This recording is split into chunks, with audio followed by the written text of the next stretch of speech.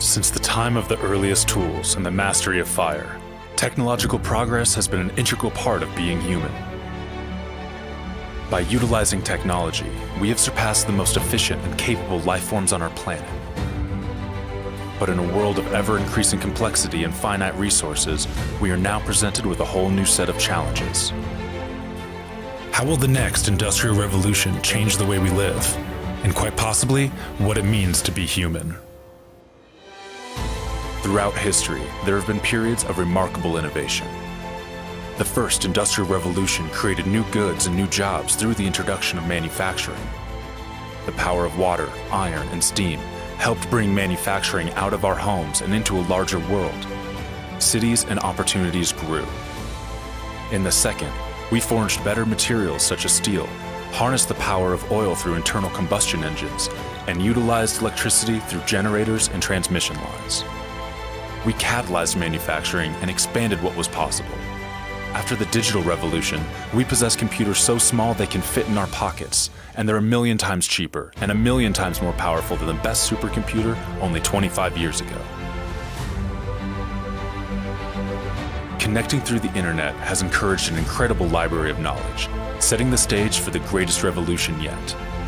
So what is the fourth industrial revolution? Industry 4.0 involves a range of new technologies that are fusing the physical, digital, and biological worlds and impacting all disciplines, economies, and industries.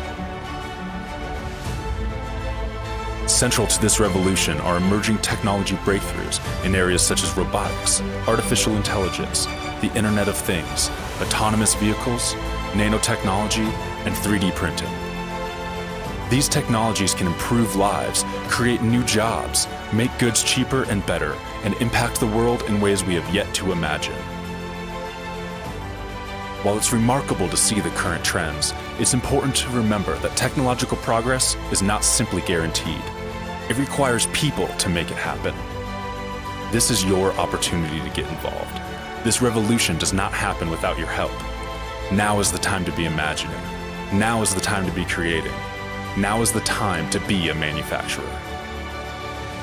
Visit newmexicomep.org to learn more and find out how you can start building our future today.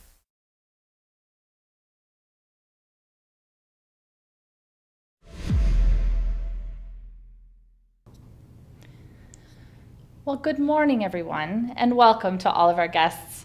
I'm Jennifer Kiel, the CEO for New Mexico Manufacturing Extension Partnership, or New Mexico MEP.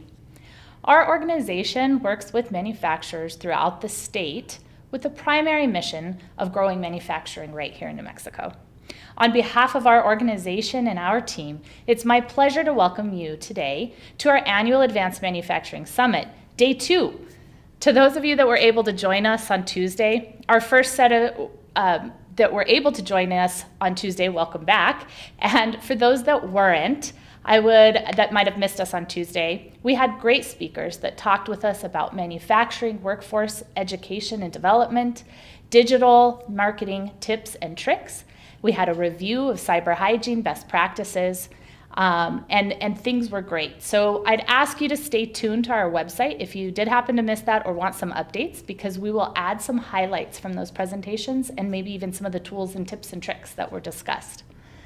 This year, our summit and our theme of our summit is designed to address some of the major challenges that are facing manufacturing and the industry as a whole. And so we're looking to highlight what the future of manufacturing will look like, both here in New Mexico and on a global level. So before we get started with our first great speaker, though, I'd like to point out a few technical details. We are streaming through YouTube today, so we'd ask that you use the chat function within YouTube to submit your questions. We will get to as many of them as we possibly can. If you haven't found that chat function yet, please look for it. It's the live chat icon. It should be on your toolbar. Simply click or tap, depending on which type of device you're using, and it should pop up a chat screen for you where you can type and submit your questions. And of course, while you're there, we'd ask that you hit that like and subscribe button for us. Without much further ado, I'd like to introduce our first speaker that's here to talk with us about the latest in manufacturing and economic trends. Dr. Chris Keel has joined us today. He joins us as the co-founder and managing director of Armada Corporate Intelligence.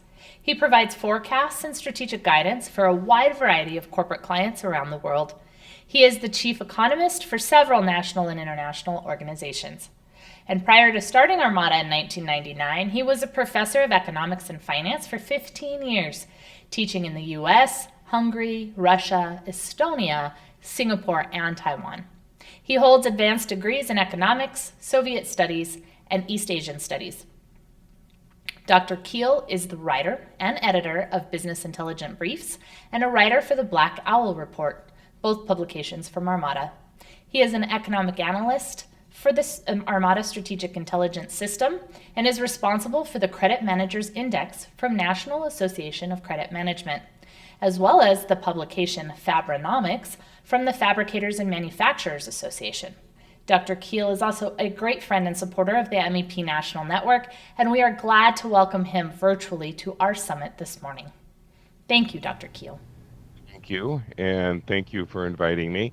It's delightful to talk to manufacturers, and I've been doing that quite a bit lately. I'm back on the road after about a year of doing really nothing but webinars. And for those of you who can see my camera, you can see that one of the sort of challenges of doing webinars is you get help, whether you want it or not. So I have a cat that likes to Zoom bomb, so I'm just warning you ahead of time that may be an added additional benefit of today's webinar. But in the last couple, 3 weeks, I have spoken before manufacturers in South Carolina, in the New England area, in Chicago, in Detroit, on the West Coast. And some pretty interesting trends have been emerging. Some of them referred to in the video you just saw. So we're going to go through a lot of what we think is going on, what we hope might be going on next year, and kind of take it from there. But before we get too far into this, it's important to understand how the average manufacturing operation has reacted to all of these changes in technology. This is kind of the response that most people have when the new machine shows up, kind of a combination of awe and trepidation. You know, what does this mean? How is it going to change the way we do things? We really are in an accelerated situation as far as change is concerned. Many of the things that we've been dealing with because of the COVID outbreak and the pandemic and the lockdowns and all the rest, these were things that were already happening, but they weren't happening at the pace that we're seeing them the last couple of years. So it's not that this is unknown in terms of both opportunity and threat. It's just that it came so fast. And part of the adjustment that we're going through now is because of that speed. So here we go. 2021 was supposed to be the recovery year, and to a lot of it was. I mean, there's an awful lot of what happened in 2021, which was repairing what happened in 2020. 2020 is going to be the outlier year forever. I mean, it's going to be very difficult to compare anything to that year because it was probably the most unique recession we've been through historically because it was not something we could anticipate. It was not prepared for. We were barreling through the early part of 2020 with expectations of growth, and then it abruptly stopped in middle of second quarter. So we don't really know how to put that in context. 2021 looks pretty good, but it's also against a very bad 2020. It's going to be 2022 before we really have an understanding of where the economy has settled. And it should be back to the high side of normal. Most of the expectations, whether it's for the US or the world as a whole, is seeing numbers back to what they used to be prior to 2020, but a little bit higher. Like the US traditionally grows around 2.5, 3% at most on an annual basis. Next year, we're expecting to be 3.6, maybe as high as 4. So the future is looking more predictable than it has been for the last couple of years. We're not going to see the spectacular supply chain straining growth that we saw this year, but we're also not sliding back into anything that looks like 2020. So this is the slide that every economist produces with a certain amount of trepidation because we're really hoping that you have short-term memory loss issues And don't come back to me in 6 months or a year and say, you said, because we're dangerously good at predicting the past and not terribly good often predicting the future, particularly if you look at the last couple of years. We were not on target in 2022, or rather 2020, because we did not expect the pandemic to hit the way it did. We were quite convinced that that was going to be a pretty short-term situation, that we were going to be out of that lockdown within a month or two. We were talking about a May rebound, a June rebound. We were referring to people as being furloughed rather than laid off. Obviously, that wasn't the case. And by the time we got to the end of 2020, we knew we were in trouble. 2021 was similarly a miss because we did not think we were going to grow as fast as we did at the beginning of this year. And you're going to hear more about the supply chain from the next speaker.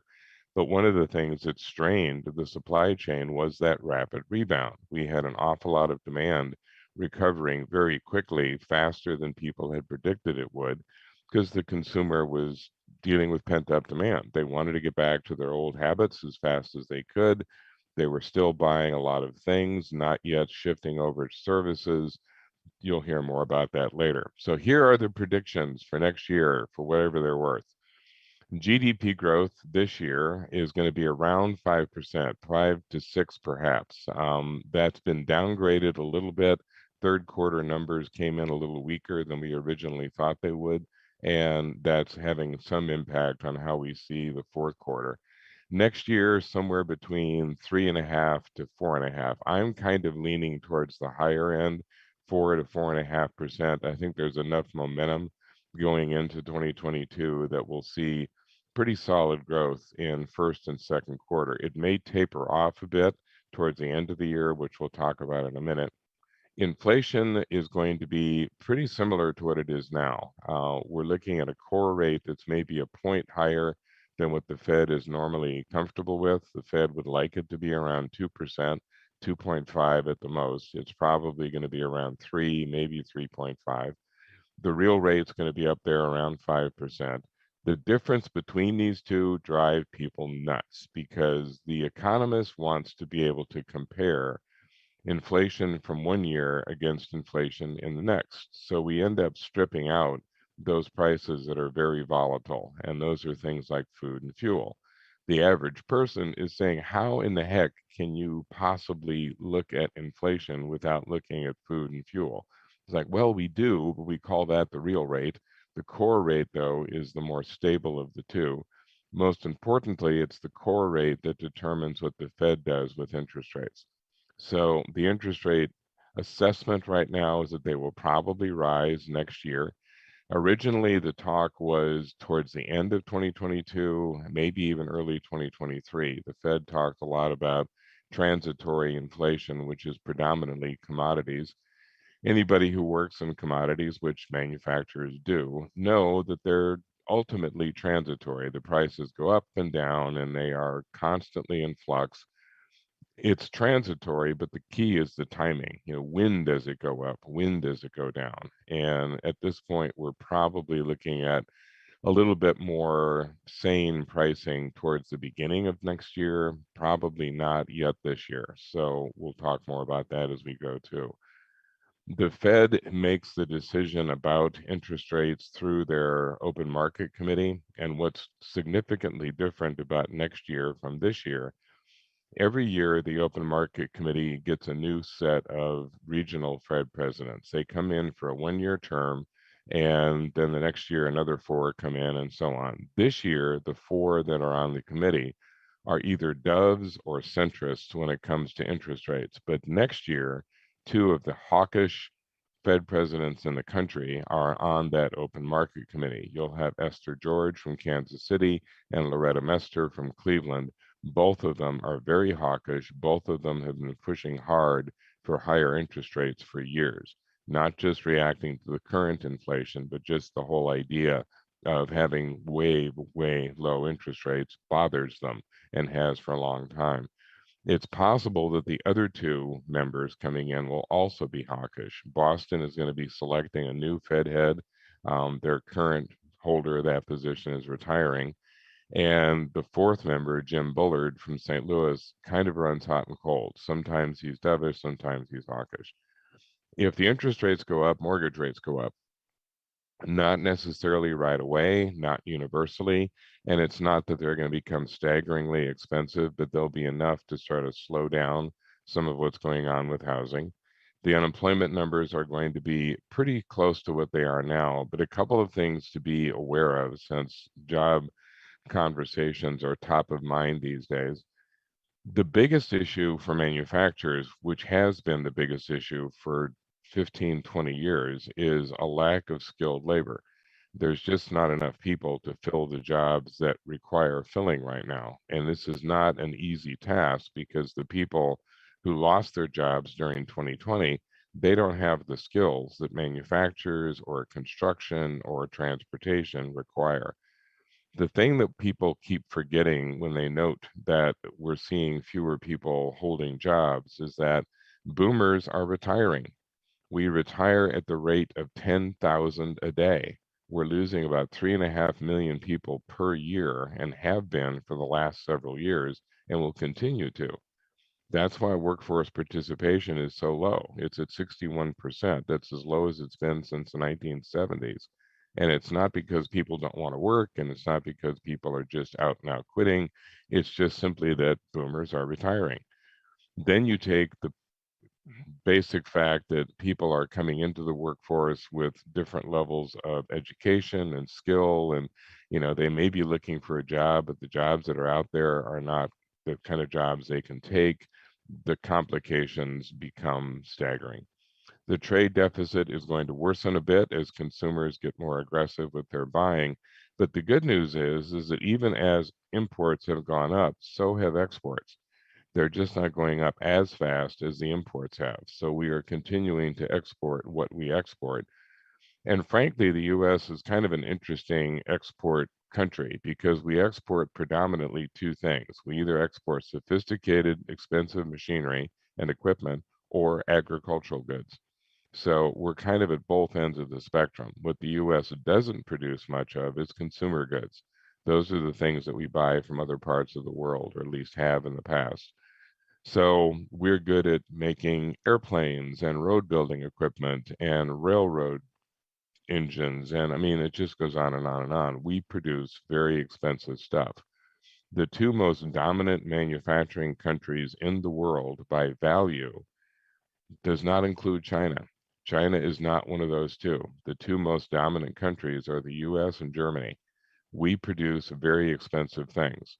We don't produce t-shirts and flip-flops and stuff that goes in Walmart. We make the machines that these countries use to make the stuff that goes into Walmart. So we're at a different level when it comes to most of our exports. And the fact that other countries are growing now means that our exports are coming up as well. We are likely to get one more gasp, perhaps, of a pandemic threat. This is the winter. The virus likes it cold and dry. People are inside more, et cetera. So we may see one more surge, but I don't think it's going to be anything like the ones that we've seen in the past. Each surge that we've seen has been commensurately less threatening than the ones before. And we'll talk more about that too. So the good, and the bad, and the ugly. The good is we're growing 6%. That's very solid. I mean, it's more than twice what we normally grow at.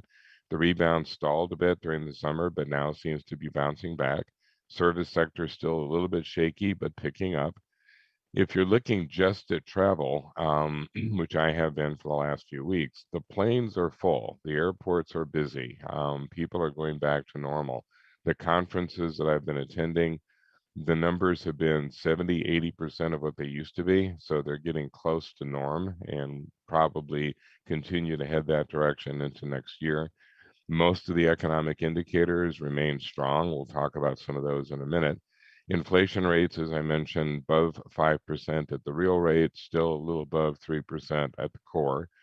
Job seekers becomes an issue.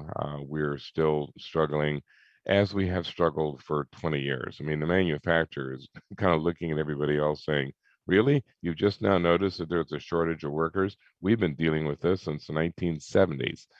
And the pace of vaccination slower than it was originally, but we're still around 60-65% vaccinated. The ugly side, again, you'll hear more about the supply chain momentarily, and it is continuing to be an issue. The question has been, when does this go back to normal? The conjecture is perhaps sometime in the middle to early part of next year, because it's a complicated process. I mean, it's a lot of moving parts, quite literally. Recently, the Biden administration thought it was trying to solve the problem by opening up the West Coast ports on a 24/7 basis, which helped get the ships unloaded, but it didn't really solve the problem, because now the cargo is stacked up at the port because there are still too few trucks to move it into the break bulk facilities. There's still too little space in the warehousing and transportation sector. So it just shifted the bottleneck. Instead of being on the ships per se, it's now a little closer, but still nowhere near where it's going to be delivered. That's going to be something that will drag on for quite a while. Labor shortage is still bad, 10.3 million jobs going unfilled. Major fault lines developing globally, and these are affecting commodity flows. I mean, a really good example of that kind of slop over from something that's almost more geopolitical than anything else is oil prices.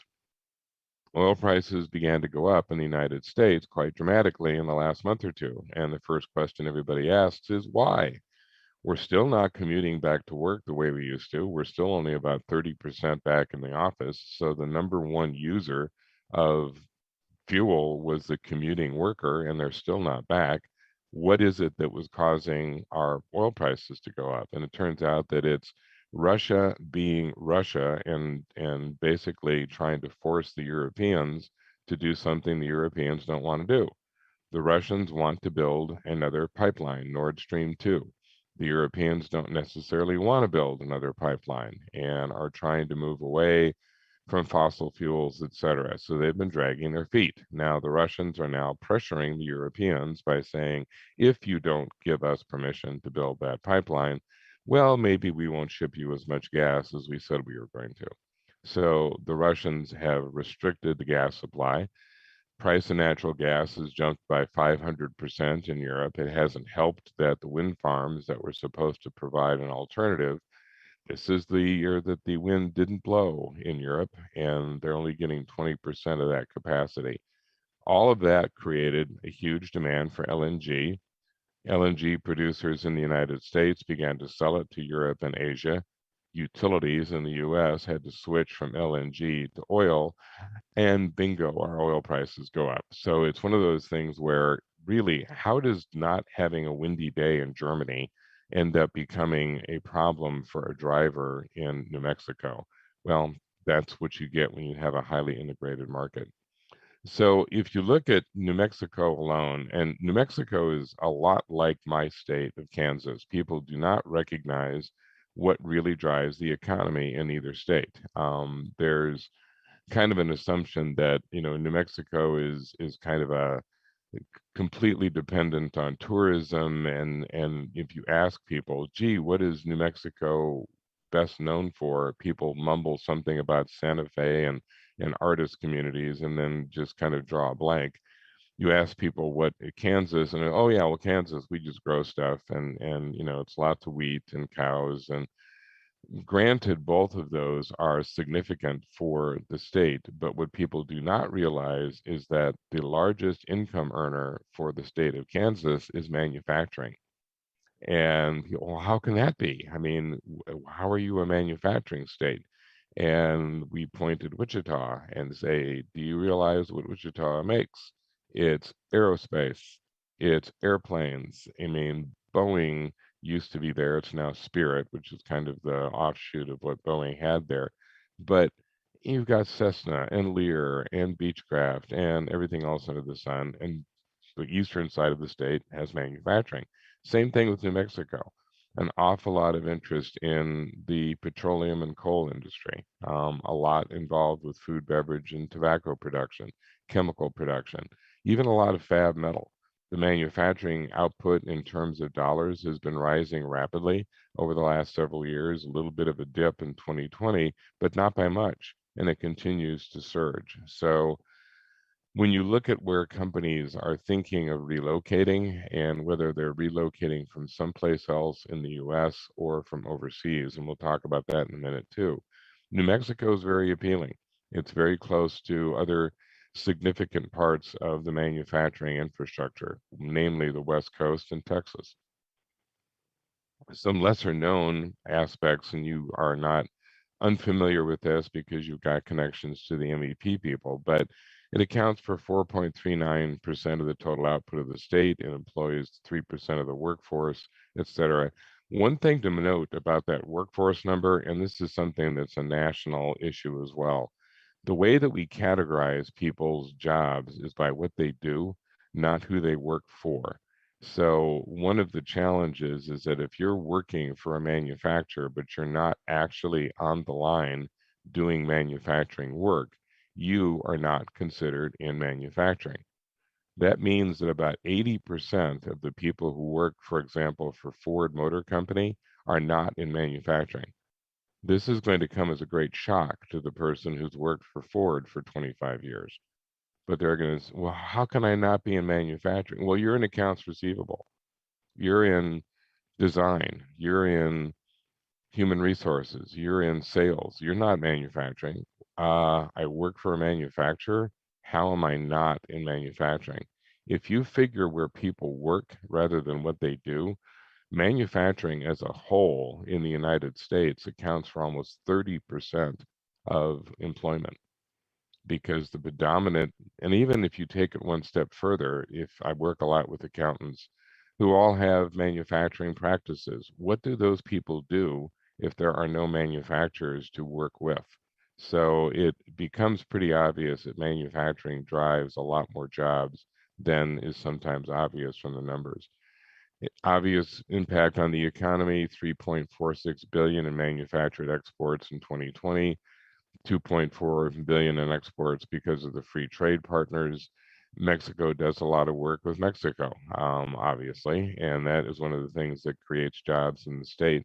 And you've got all the ancillary kind of follow-up jobs that for every, this was a study done years ago, for every person on the line working in an auto assembly plant, there are probably 30 jobs dependent on that job. So you've got the person who makes the car, but then you've got the people who insure the car, sell the car, wash the car, fix the car. I mean, all these different connections that all are focused on the manufacturer themselves.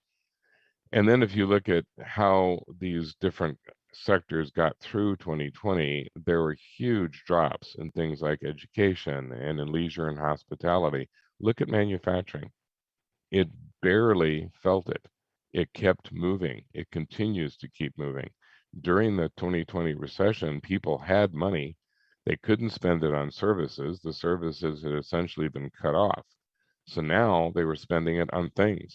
And the manufactured sector suddenly found essentially a brand new market of people who were saying, well, I used to blow, $2, 3, 4, $5,000 a month going out to eat and going to Starbucks or whatever. Now I'm buying stuff because I don't have those other options. Manufacturing delivery times in the advanced economies have collapsed, and this is one of the things that's triggering some interesting long-term reactions, which we'll talk about in a minute. The most important one is a lot of conversation now about reshoring.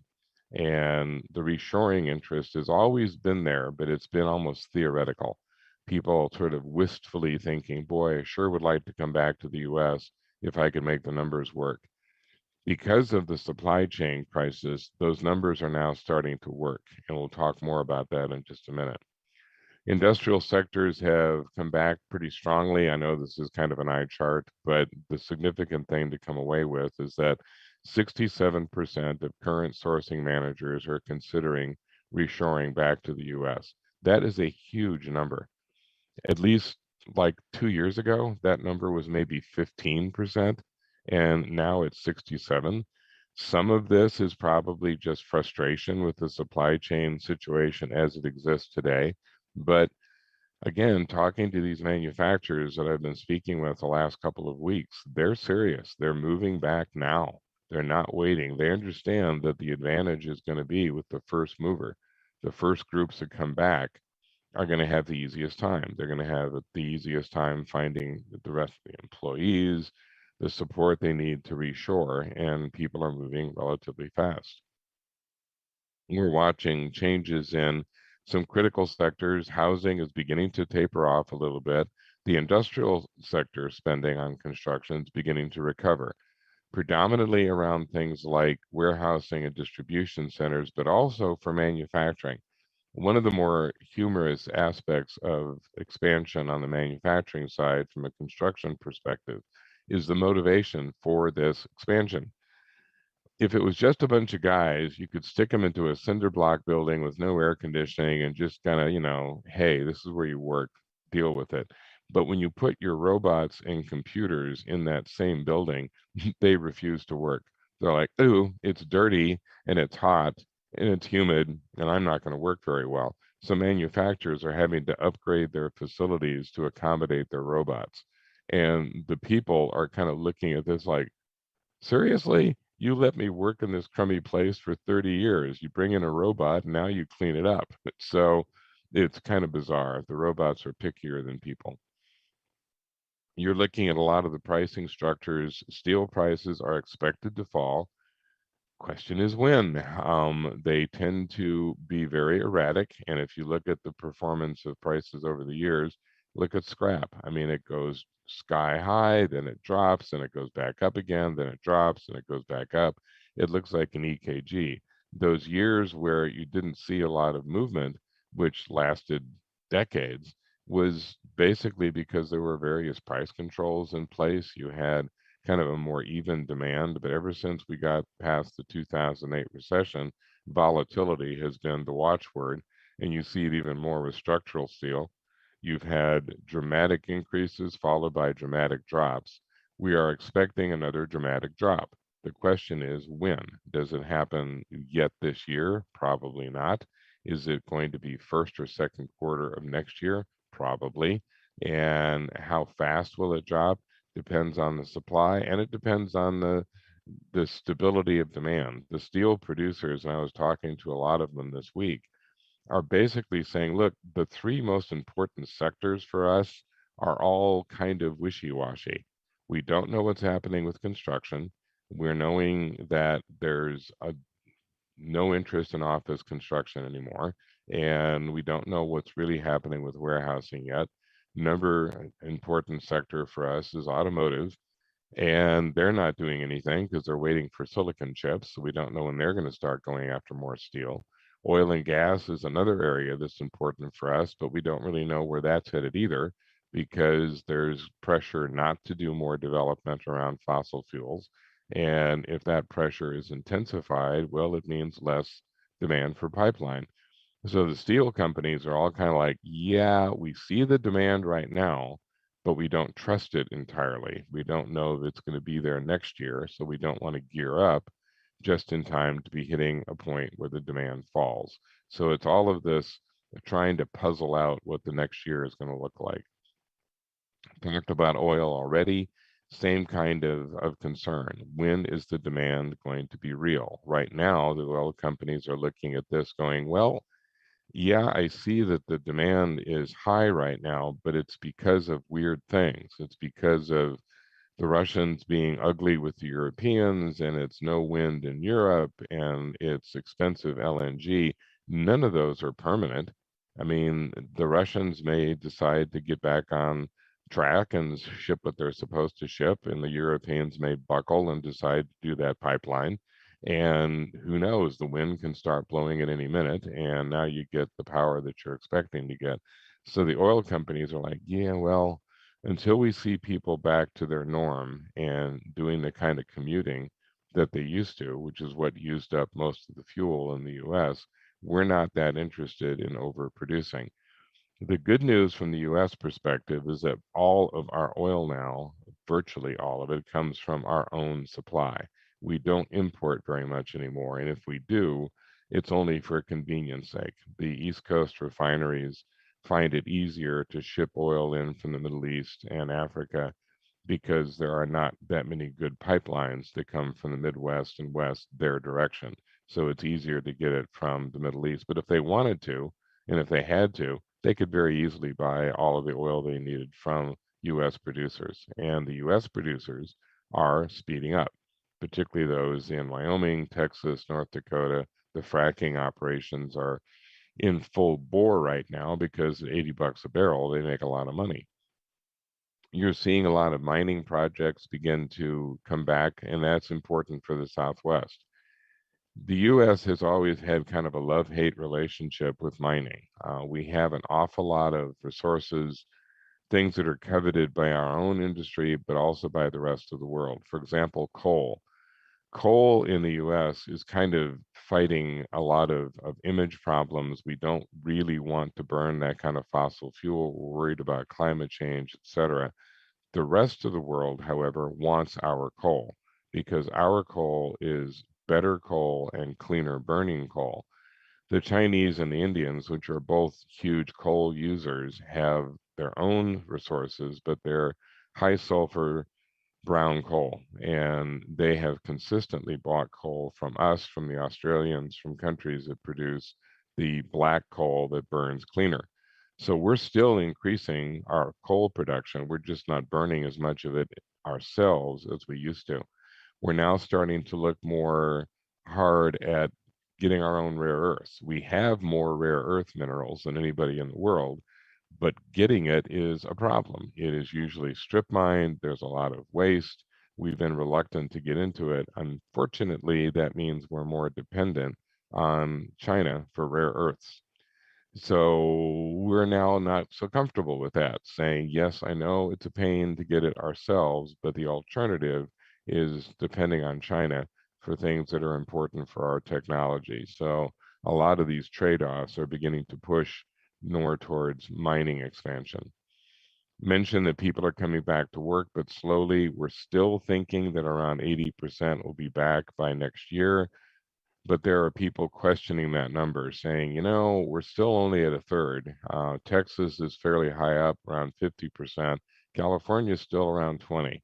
So we're not moving back into the system as quickly as we thought we would, and that now looks a little optimistic, about 85% optimistic in quarter two. Logistically, we're in a nightmare situation, have been for a while, and it gets worse all the time. We're looking at driver shortages, we're looking at truck shortages. And when you start looking at the breakdown, there's 7.5 loads for every truck on the road, and that load ratio has not been that bad for years. So that's not going away anytime soon either. The average age of an over-the-road truck driver is now 60. We are getting more and more aggressive about recruiting from other parts of the world. Interestingly enough, a lot of drivers are being recruited from Eastern Europe, Russia, Poland, other parts of that part of Europe. And it's to the point where some of the Used Truck Association members have had to be engaged with translators to be able to sell to kind of that new market. And it just so happened that about a week after I gave a talk to the Used Truck Association, I'm in a truck stop and I see all these Russian truck drivers. And kind of true confessions, I started out life as a Soviet and East European specialist back in the 80s. So I learned Russian back then. And so I'm talking to these guys going, so how come so many Russian truck drivers? And they said, well, we are Russian. We have Russian wives. We want to be on the road as much as possible. So you have an entirely new generation, also a lot of drivers from South Asia. And this is not yet reaching the point where it can offset the number that are leaving the industry, but that's another bottleneck, is just not having enough people, not having enough equipment. This is a little bit of an eye chart, so I'm just going to make one reference. The important thing to come out of this is if you look at second quarter 2022, that is solid green. This is the strategic intelligence system that we designed about a year, we being Armada, about a year and a half ago. It has proven to be about 96 to 97% accurate month to month. And for those of you who just love data and like to go around waving charts at people, all you have to do is send me an email and I'll be glad to send you this whole honkin' thing. It's only 34 pages and guaranteed to solve any insomnia problems you would ever have. We look at all the industrial sectors, we look at all the manufacturing sectors that the Fed puts into their industrial numbers, and then try to figure out what the growth is going to be: automotive, aerospace, primary metals, fab metals, the whole 9 yards. We're looking at a beginning of the year that is very solid and then begins to slow down a bit towards the end of next year. Not in all sectors. I mean, the computers continue to grow. You're going to continue to see expansion in primary metals, for example, but a little less robust in automotive or in aerospace. So that's essentially what this chart is telling you. An aligned version, that's what it looks like. We get a good period of growth at the start, dips a little bit, comes back, then maybe dips again towards the end of next year. Not seriously, and we're still back to numbers pretty close to what we had when all of this mess started in 2020. Historically, you can see it even more clearly. We got back to where we were, have fallen a little, but are now kind of in that up and down phenomenon where people, and a lot of this has been caused by the supply chain insecurity. People don't really have a clue when they're going to be able to sell some of the stuff that they're producing because they're lacking something. There's a part missing or there's a chip that isn't in place yet. This is one of the last charts I'll show you, I promise. This is the Credit Managers Index, and I refer to this because there are two indices that we spend a lot of time with because they're current and accurate. One of them is the Purchasing Managers Index, which many of you, I'm sure, are familiar. What makes the PMI strong is that it's current, it comes out every month, and it's also accurate. And the challenge with a lot of surveys is they're not very accurate. People don't answer honestly, or they don't have enough information to answer. My least favorite survey is the Consumer Confidence Survey, because somebody gets a phone call in the middle of the day saying, "Are you confident?" Sure. How come? I don't know. It's just it doesn't really give you enough to work with, and it's not all that reliable. We've noticed over the years that people are more confident on Friday than they are on Monday. Go figure. But if you ask the purchasing manager, are you buying more or less steel? They'll answer more, and you say, how come? And their response is, I don't know. I don't even know what we make. But somebody told me to buy more steel and we're out of toilet paper. I'm the purchasing manager, man. I just buy what people tell me to buy. I don't know why. You go to a credit manager and you ask a similar type of question. Are you seeing more or fewer accounts out for collection? More. How come? They're not paying us. You do know how this works, don't you? I don't know why they're not paying us. Maybe they're jerks. Maybe we're jerks. Basically, the data is reliable. It is what it is. You just report on what's happening. If you're a credit manager, it's like, are you seeing more or fewer sales?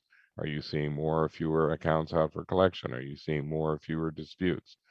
The good news coming out of both of these indices, whether it's the CMI or the PMI, is they are consistently in the expansion territory, which is anything over 50.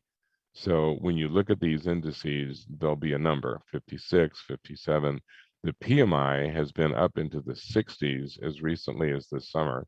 The CMI has been in the 60s and 70s, at least for the favorable categories, things like sales and dollar collections and applications for credit. So both of these indicators are pointing in a very positive direction, as many of the others are in the economy right now. So even though we're seeing stress and we're worried about inflation and we have job shortages, there's still a lot of growth. And the growth is increasingly more legitimate the further we get from the 2020 recovery. Again, just like with the Strategic Intelligence System, I do this index for the National Association for Credit Management.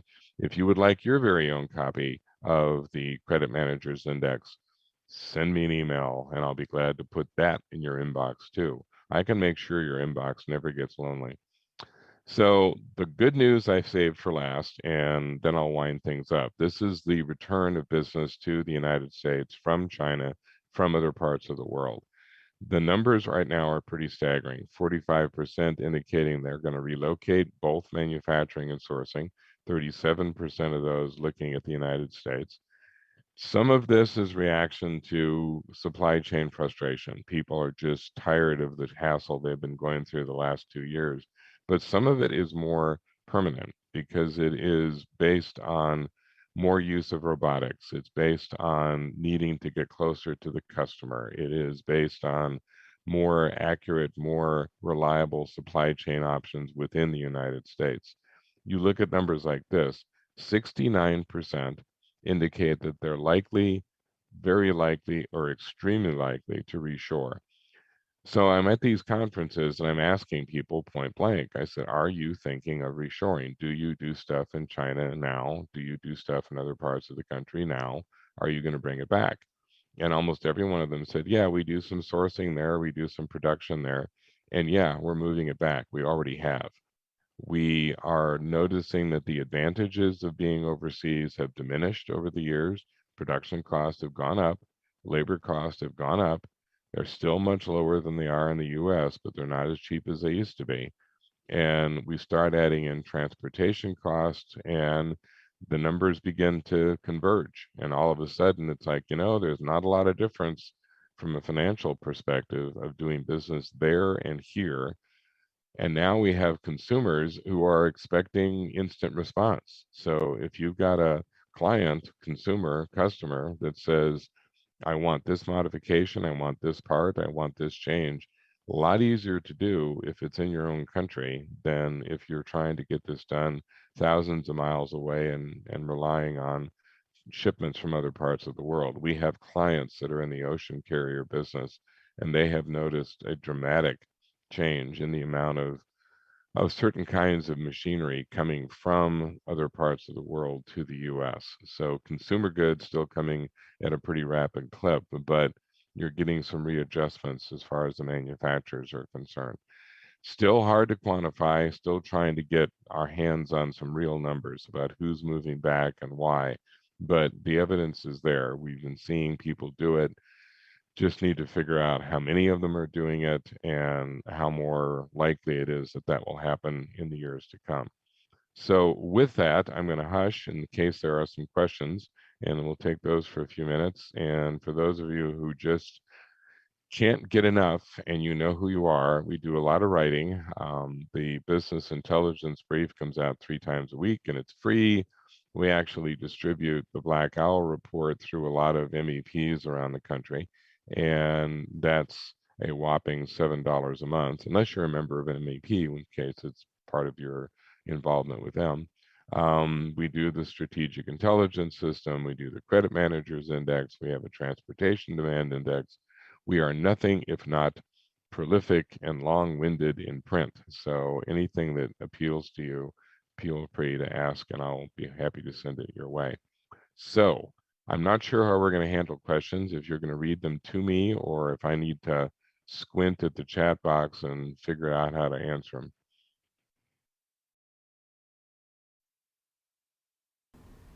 All right.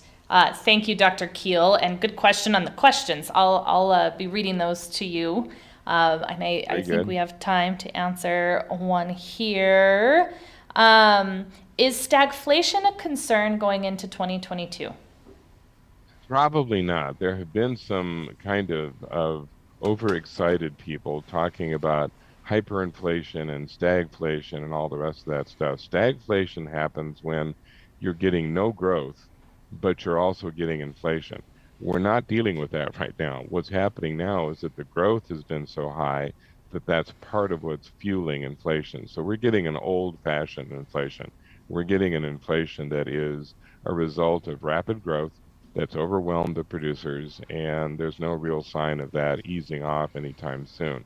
So it's at least a predictable kind of inflation. It will probably trigger the Fed to control it by trying to reduce the amount of money that's in circulation, higher interest rates, different reserve ratios, et cetera. But we're also not looking at hyperinflation. Hyperinflation is what happens when you've got such an acute shortage of something that the prices just keep skyrocketing because there doesn't exist. The last time we really had a hyperinflation threat was back when we had the oil crisis in the 70s, and we just couldn't get oil. That just, no matter what you did, they weren't going to sell it to us. Today, we're like, wow, the price of oil has gone up. Wonder what that's going to do. It's going to make people in North Dakota extremely happy. And all of a sudden, all the frackers are like, $80 a barrel, burn, fire her up. And all of a sudden, we don't have a shortage of oil anymore. Wonderful, wonderful. Well, thank you so much, Dr. Keel. That was a wealth of information.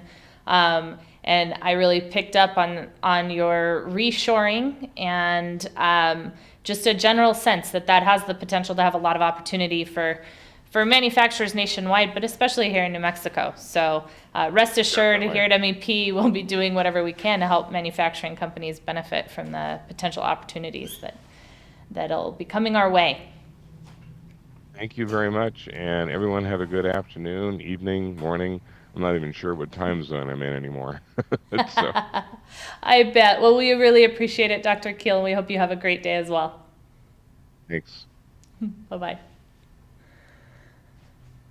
Well, we will continue kind of moving right along here, and now I have the pleasure of getting to introduce one of our very own New Mexico manufacturers. We have a video for you that will help you get acquainted with Wicked Edge manufacturers and what they make right here in New Mexico. I won't steal too much of the glory of the video here, but I hope that you enjoy getting to learn a little bit about Wicked Edge manufacturers. Hi, I'm Clay Allison. I'm the founder and CEO of Wicked Edge Precision Knife Sharpeners. We design, manufacture, and sell knife sharpening equipment all over the world to a huge variety of audiences. Who our customers are pretty much anybody who uses a knife. Most are law enforcement, military personnel, whether they're affiliated with government or they're private contractors. Definitely sell to outdoor enthusiasts, hunters, fishermen, and we sell to the culinary market. We are giant fans of New Mexico MEP. I reached out to them in the early days of the business to get some help just getting started and learning about manufacturing. And what they actually helped us with back then was just a marketing report. They did a lot of research, helped us kind of point our ship in the right direction, if you will, and they made recommendations along with the training about what we could do to improve. One day up in our conference room with Andrea, the whole group was there and we were talking about what our future state might look like. And we threw out some numbers about how many units we might fulfill in a day, and they were pretty low compared to what Andrea said. How about 100 in a day? And we thought, oh, you're just dreaming. That's years away from what we're going to be able to do. That November on our Black Friday, Cyber Monday weekend, we easily smoked past 100. We even did 200 units, and we were just blown away. Our productivity was literally up 600%. Will we have New Mexico MEP back? Gosh, probably over and over again. We're anticipating a really big fourth quarter, and I think in order to handle the volume, we're going to want their assistance just to be more optimized and have a higher throughput.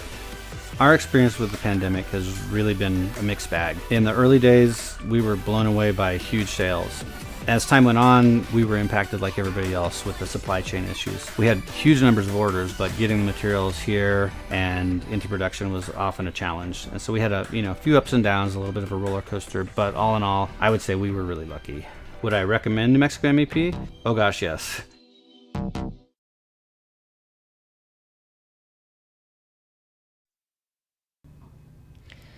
Well, how many of you knew that the world's best knife sharpeners are made right here in New Mexico? But they are. And so we are so appreciative to Clay Allison and his team over at Wicked Edge for all that they do. And as we transition into our next topic and speaker, supply chain resiliency, it would be a good time to remind you that with the supply chain issues that you might experience, and as the holidays are approaching, you should definitely do your holiday shopping locally here in New Mexico. Who knows, maybe there's a culinary expert in your family that could use one of Wicked Edge knife sharpeners. So anyway, as I mentioned, we are transitioning to the topic of supply chain resiliency. And this is a topic that we might not have paid as much attention to until about 18 months ago, when all of a sudden we couldn't find toilet paper on the shelves in our stores. So our next speaker will take us way beyond the toilet paper crisis and shine some more light on the topic of supply chain and supply chain resiliency for us. So we welcome Dr. Thomas OBrien here with us today. He is the Executive Director of the Center for International Trade and Transportation at California State University, Long Beach, and the Deputy Director of the METRANS Transportation Consortium, a partnership of Cal State and the University of Southern California. He is the Chair of the Oversight Committee of the National Science Foundation's National Center for Supply Chain Automation and a member of the Transportation Research Board's Intermodal Freight Transport Committee and Urban Freight Committee. He also serves as the director of the Southwest Transportation Workforce Center, one of 5 regional workforce centers originally funded by the Federal Highway Administration. Dr. OBrien is a member of the Executive Committee of the Council of University Transportation Centers, serving as the immediate past president. He also serves on the boards of the Los Angeles Transportation Club, Harbor Association of Industry and Commerce, and National Transit Institute. Dr. OBrien has a master's degree in urban planning and development and a PhD in policy planning and development. He is both a former ENO and Eisenhower Transportation Fellow. Welcome, Dr. OBrien. We're glad to have you here today. Thank you, Jennifer, for having me. I really enjoyed Dr. Kiel's presentation, and I hope to build upon that and perhaps shed some light on some of the things that all of you in manufacturing have been experiencing, along with the rest of the country, with regard to the supply chain challenges.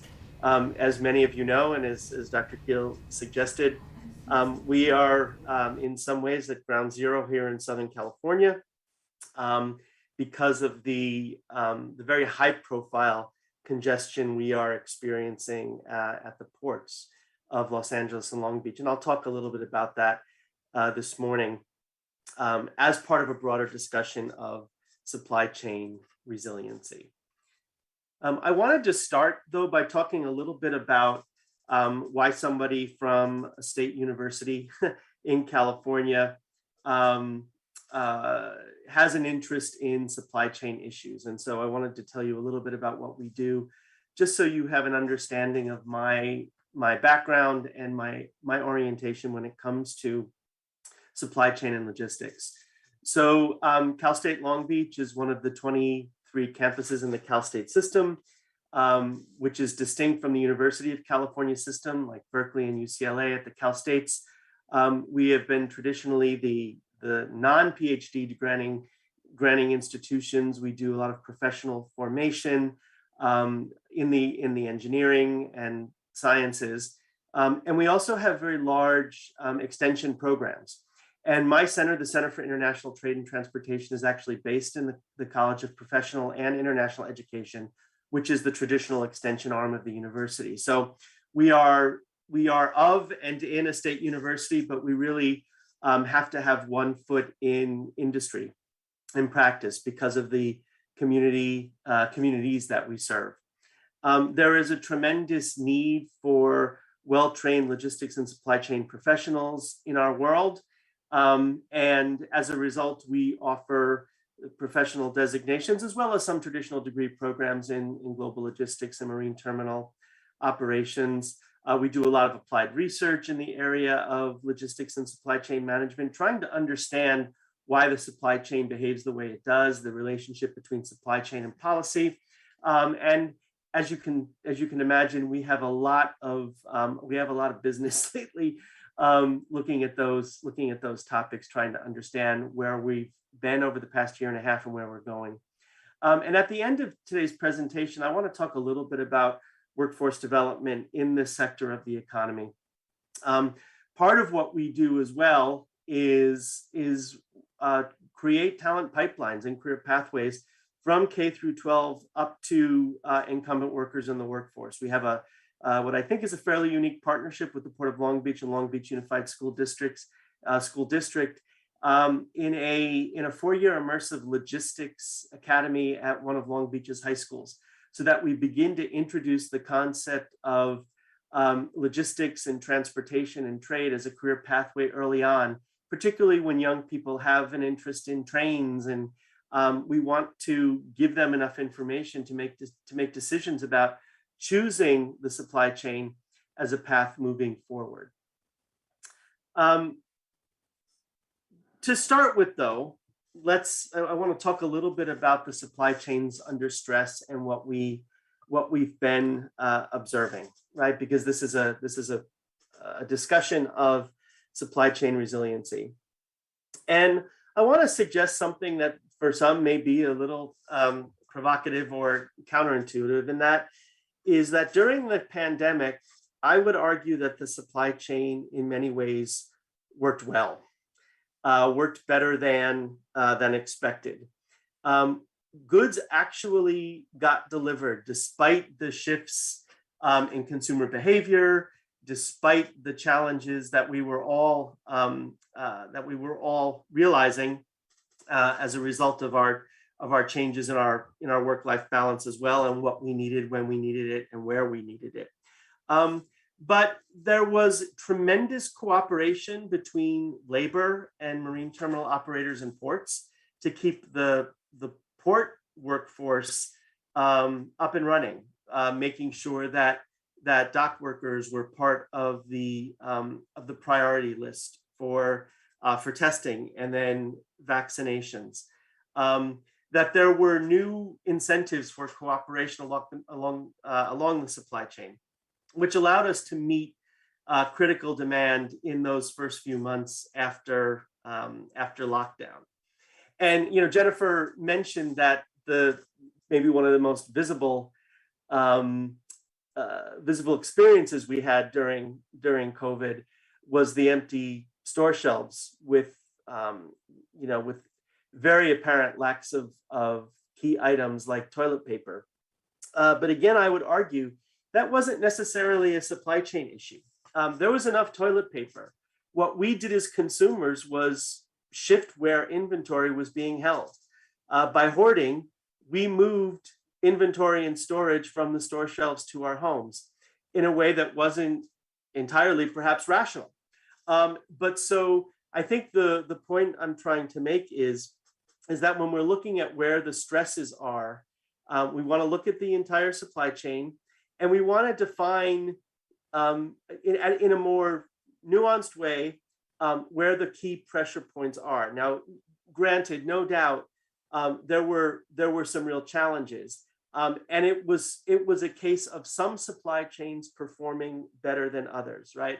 One of the things that is really, I think, revealing about the experiences we have is that we're so much more aware of the parallel supply chains that exist, the ones that feed institutions like schools that were no longer there to receive goods and no longer needed the same goods, right? And then the supply chains that feed our retail establishments and our homes, and those behaved differently.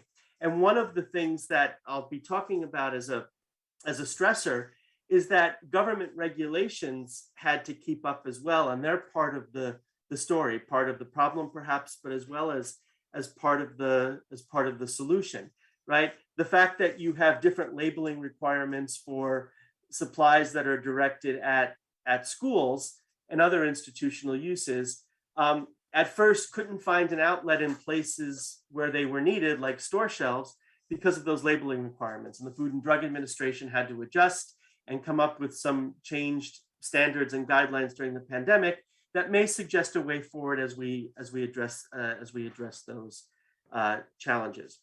But there is no doubt that what the pandemic did was accelerate some behavioral changes already underway with regard to e-commerce. The fact that we're buying more goods that are to be delivered to our home is something that we are going to be having to deal with. We were dealing with it before the pandemic. We're now going to deal with it at a much more accelerated pace after the pandemic. And so what we did right during the pandemic has now it's clear that we have to do more, right? Because there are those accelerated changes are resulting in new stresses, and as these pictures suggest, one of the most visible and perhaps one of the most talked about at the national level, something that's put a new spotlight on what we do here in Southern California, is these ships that are lined up outside of the ports of Los Angeles and Long Beach, which are twin ports, but two distinct ports that collectively are known as the San Pedro Bay. So this is sort of a launching point for our discussion about what's been happening most recently and how do we get out of it. One thing I do want to say before we sort of move on to the next slide is that the reason that Southern California is the poster child for some of these challenges is also a result of some global supply chain trends that were already well underway prior to the pandemic. The increasing size of ocean-going container vessels has created some winners and losers when it comes to port complexes. The standard measurement of throughput at a port is the TEU, the 20-foot equivalent unit, which is the measurement of a container. Most of the containers, international containers these days, are FEUs, 40-foot equivalent units. But the newest vessels are carrying upwards of 18,000, and new ones can carry up to 22,000 TEUs. And the vessels are large. They can't berth at every port. And so they want to go to deep water ports that can handle them, and to places that have large markets, right, where many of the goods are being consumed. And that means a place like Los Angeles and Long Beach. And so the fact that there was already this increased traffic in Southern California has only been made worse by the supply chain stresses and the increased demand for consumer goods that Dr. Keel mentioned as well. So where are we now? Well, so we are at a point of scarcity for capacity, for equipment, for labor, and this is something that that needs to adjust itself. And we'll talk a little bit in a minute about when that might occur. We have scarcity to start with in terms of equipment, right? We just simply don't have enough containers to move goods to meet demand. And the containers themselves are, for the most part, manufactured in Asia, China in particular. And the containers are controlled, again, for the most part, by the ocean carriers, which has created some of this disruption in the system because the demand is to get those containers back to Asia to be filled with new consumer goods. And so the container as a piece of equipment is integral and a linchpin to an effective supply chain. And if we don't have enough of them, then you're going to see disruptions, you're going to see delays, you're going to see shortages, and the prices of containers have doubled, right, since the pandemic, right? And so as a result, the cost of shipping those containers is also increasing, right? And so we are seeing, I mean, amazingly,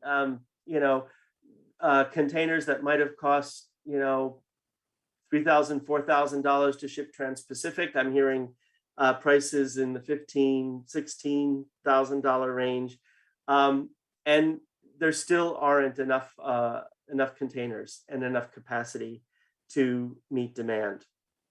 And the other challenge is, right, is that as I mentioned, there's an increasing desire to have the empties sent back as quickly as possible. So in addition to Dr. Kiel's data, which suggests that we export a lot of high value things like electronics and agricultural products from California, Central Valley included, we also export a lot of air.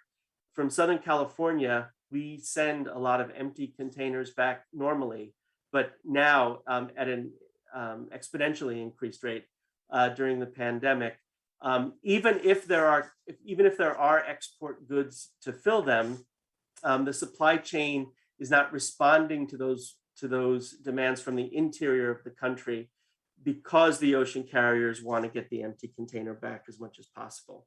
So there's the combination of scarcity in equipment and scarcity in capacity, and who controls the container is adding some disruption and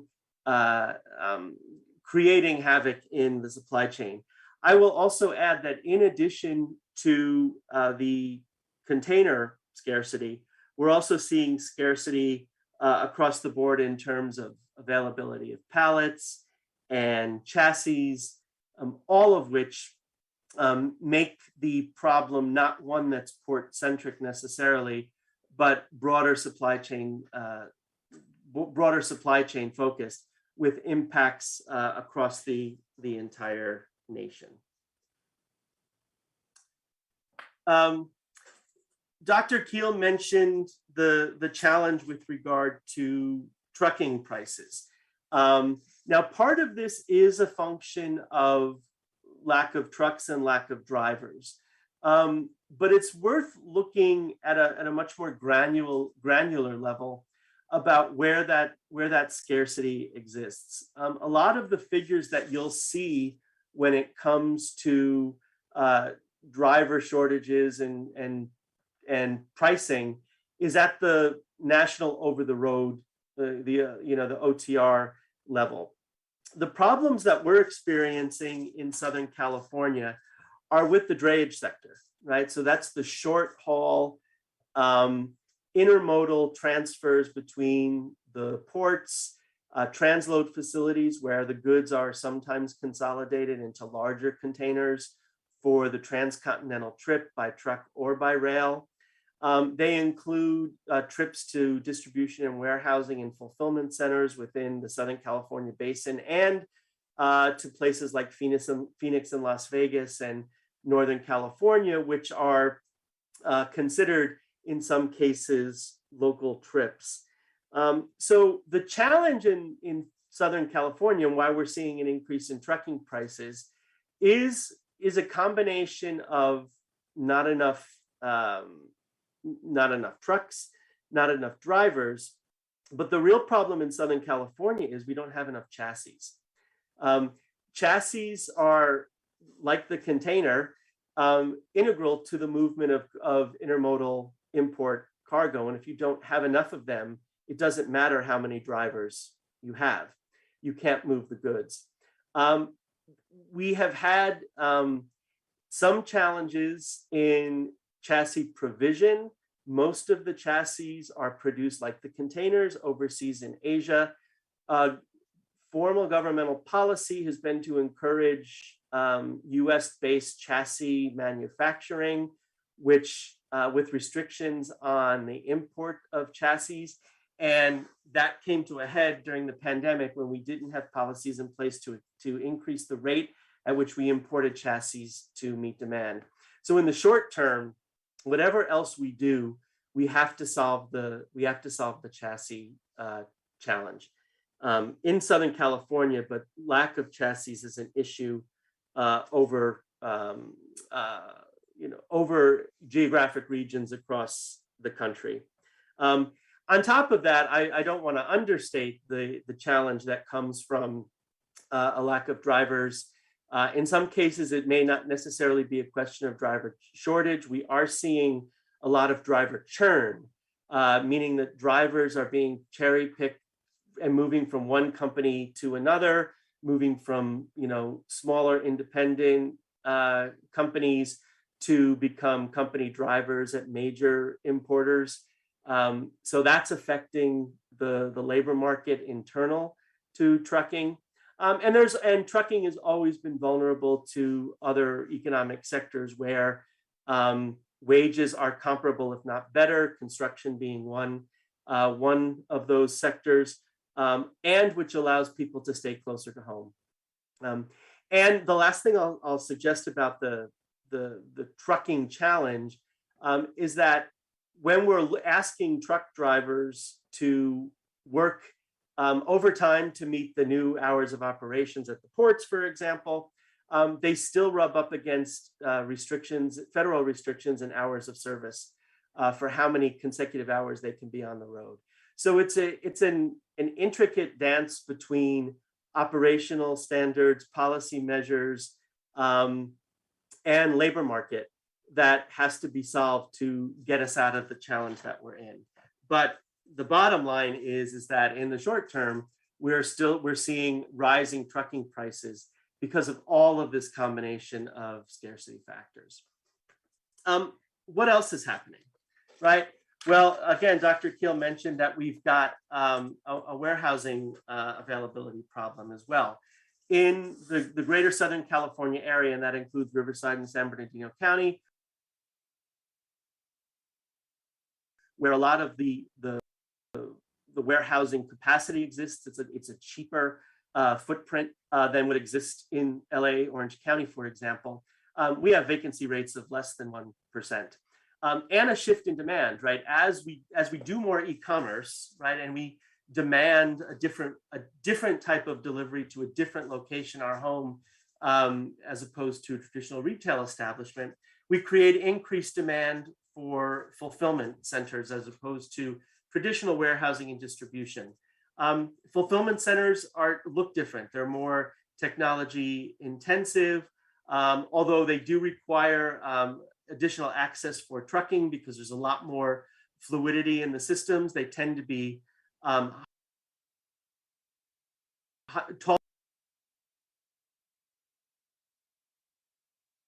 So at the edge of the urban areas, not necessarily in the ex-urban areas. So, you know, the time it takes to get approvals for new facilities, to build them, construct them, means that there's going to be some lag in the supply of warehousing, distribution, and fulfillment capacity than currently exists. I mean, Amazon does a really good job of getting facilities up and running, but there's going to be increasing demand. Other things that have exacerbated the challenges, we've had weather issues.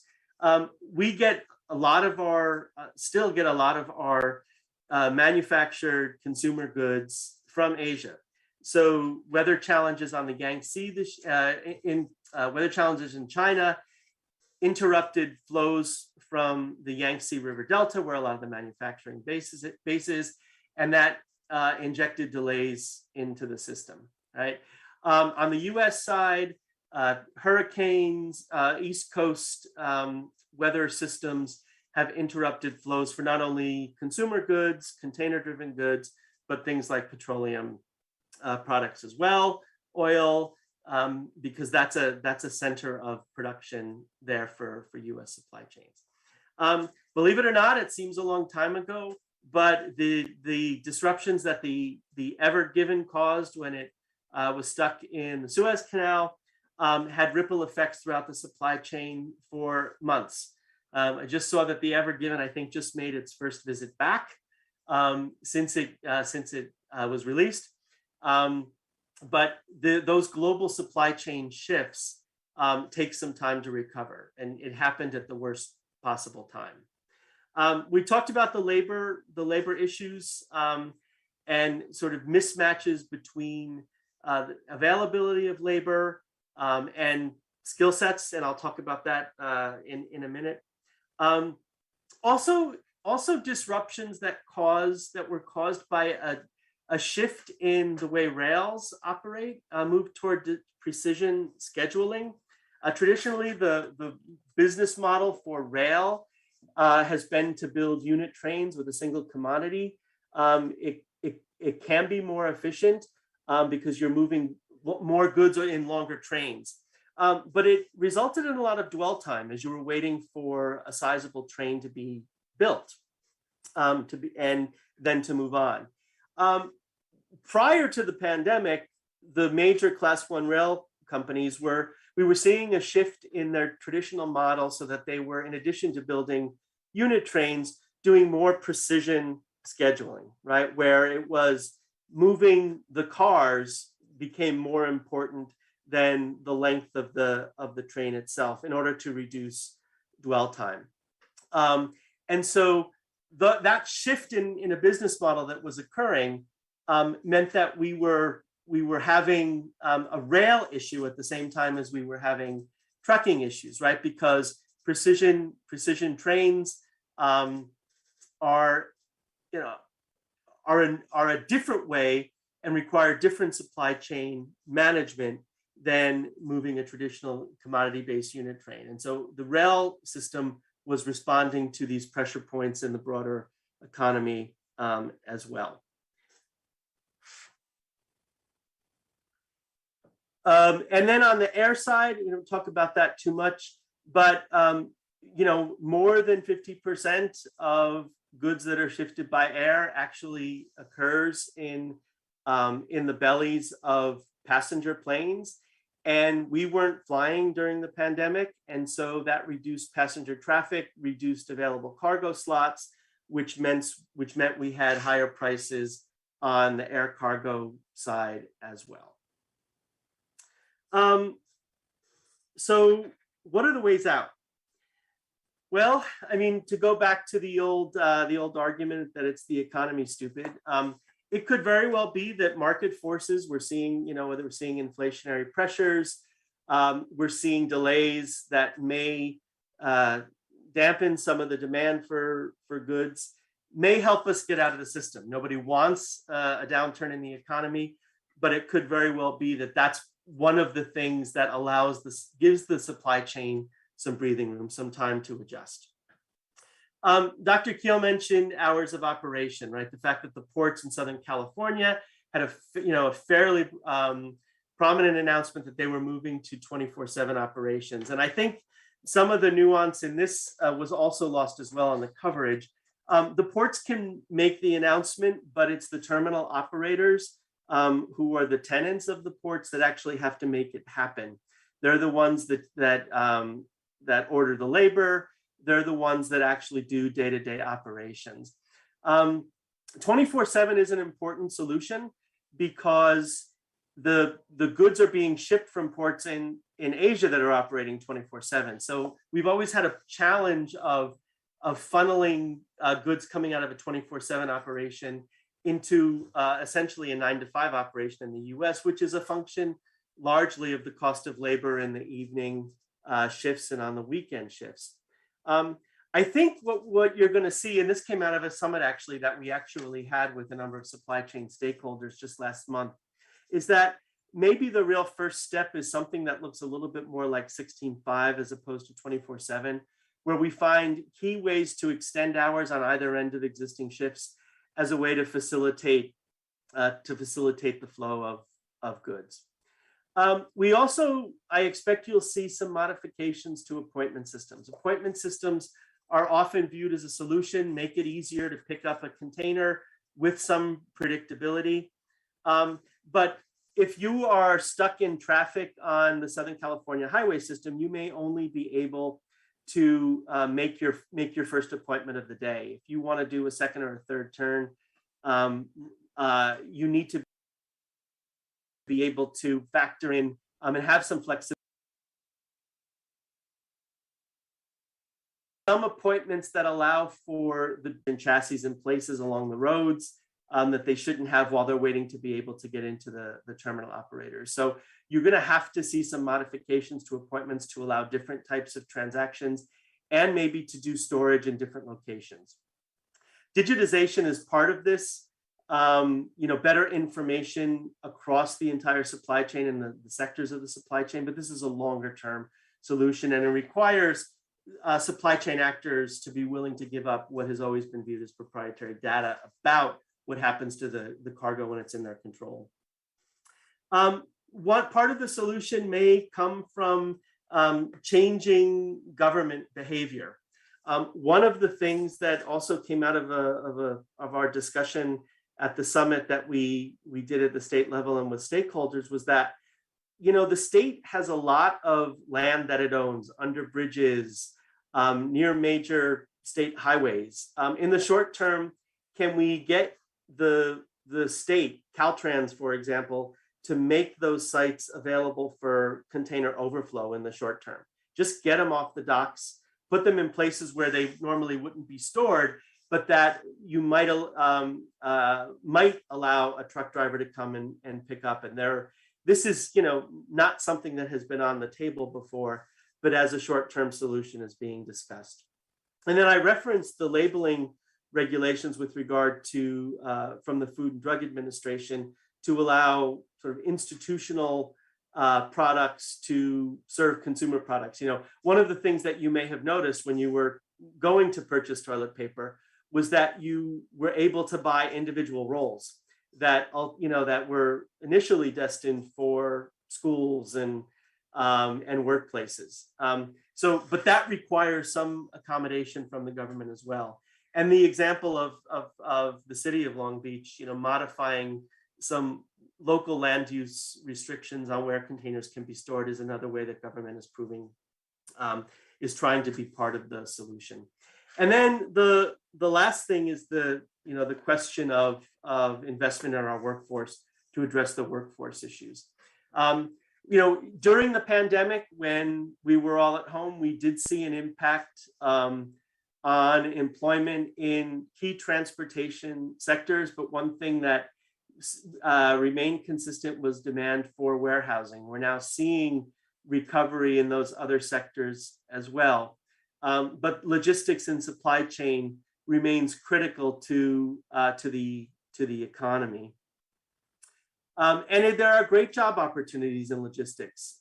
When we talk to our high school students, the kids in the high school program, we try to have them envision the connection between manufacturing, construction, highway maintenance and management, operations, system optimization. All of those are components and employment within the supply chain. So Dr. Keel mentioned the fact that,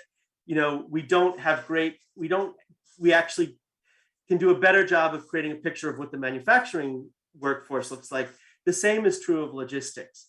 There are people who do, policy analysis, cybersecurity. All of those contribute to effective supply chain systems. I think one of the things that we're going to be seeing, and where those of you who are in manufacturing can help us, is better understand the demand for the combination of traditional educational opportunities, degree programs, things like that, along with certificates and certifications that can be embedded in those programs so they're more effective to you day one on the job. And that's one of the things that we're trying to do in the education sector. There's a change that we're observing in job postings. We're seeing higher rates. We're seeing more benefits being offered to heavy and tractor trailer truck drivers. We're seeing guarantees that their job includes no touch cargo, right? So it's so that they are facilitating the workflow and compliance with hours of service regulations, right? And we're seeing significant wage increases for the reasons we talked about. This is happening at the last mile as well. Increasing demand for light truck or delivery services drivers to the home. Increasing delays in filling those job positions, though. And then I want to close with, because I know we're getting near the top of the hour, the changing nature of worker qualifications and competencies. And my point in sharing this with you is sort of what we've seen from the logistics sector and getting, interesting feedback on whether this is what you're observing at your workplace as well.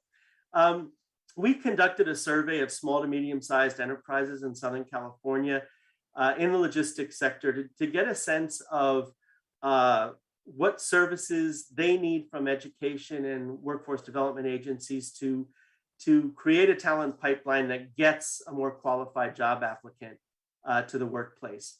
And digital literacy proved to be a key component of everything that that the workplace demands, right? And that means, effective email management, knowledge of Outlook and Excel. Excel is huge, being able to manipulate numbers so that you give visibility to the operations of a company. And then better interaction with apps that increasingly facilitate operations for any company. Data management is central. Increasing demand for forecasting, demand planning, asset management. And so we are increasingly trying to include components of this in the exercises that we introduce students to at all levels. We include now forecasting in our high school program. And we're also responding to what we see as new definitions of employability, where companies decide they want to teach to the culture of their company, right? How business operates, what is needed.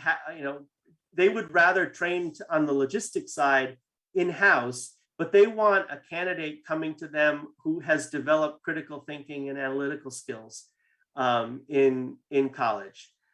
Who's developed interpersonal skills and communication skills so that they can work with a diverse workforce and with vendors from different backgrounds, and people who are really good at collaboration and teamwork from the get-go on day one, and who have a customer-driven, customer-centric approach.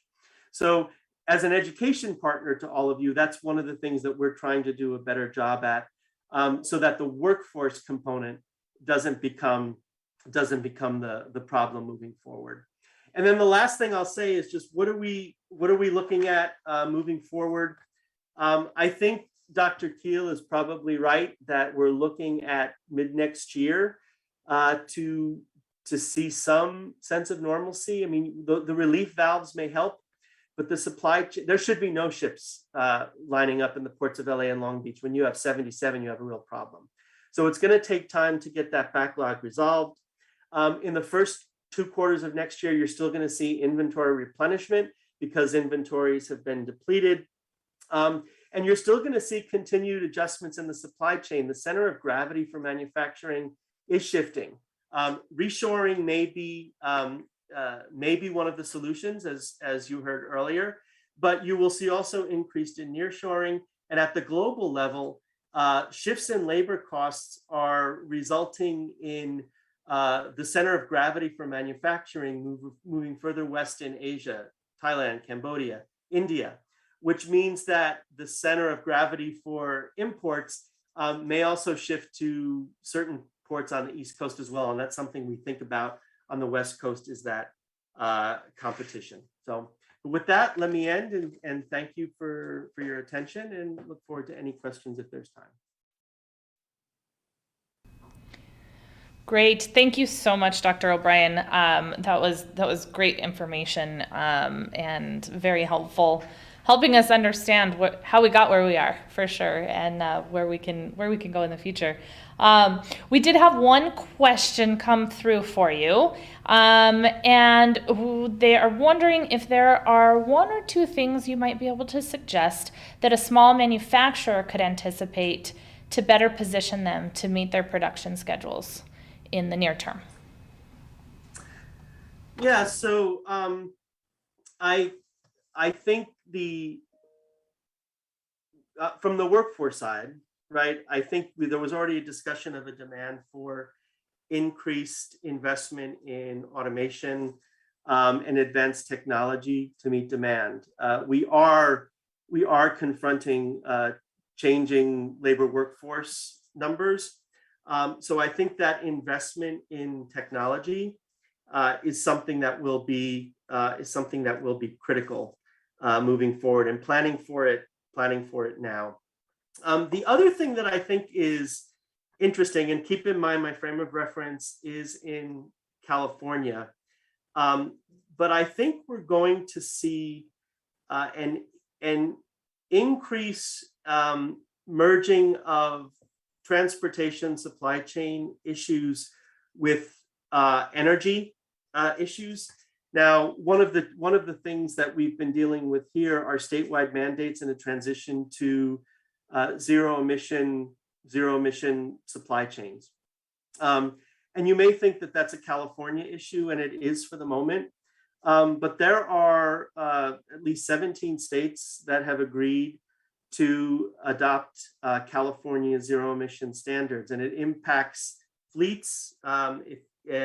So the partners that are going to be delivering goods to you are going to be dealing with this, the truckers. It's going to be creating demand across the board for charging infrastructure, and to the extent that you have an operation that is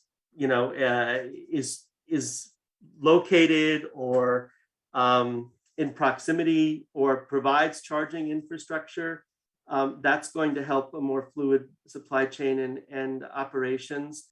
And I think that it's also going to impact what the supply chain workforce needs to be trained on. There's got to be better awareness of things like battery maintenance, repair, reuse, recycling, hazardous waste handling.